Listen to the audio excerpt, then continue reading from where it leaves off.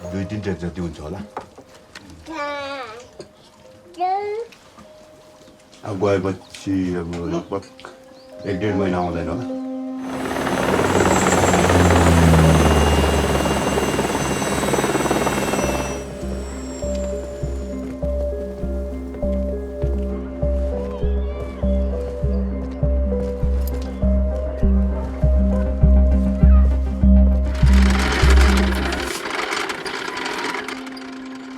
मेरो दाइ सङ्घबहादुर र म जुन फरक संसारमा भए पनि म सङ्घबहादुर र म भाइको माया चाहिँ एकदमै सम्बन्ध राम्रो छ।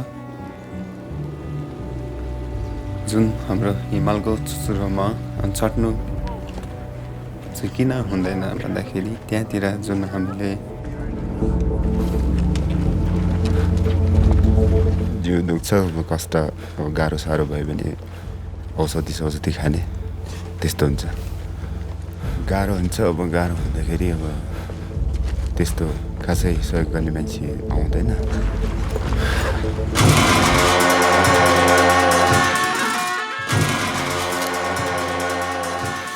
आमा बिरामी छ भने सबै अब यता पढ्दै पढ्दा सुगर चाहिँ फेरि मैले रोक्नु भयो भने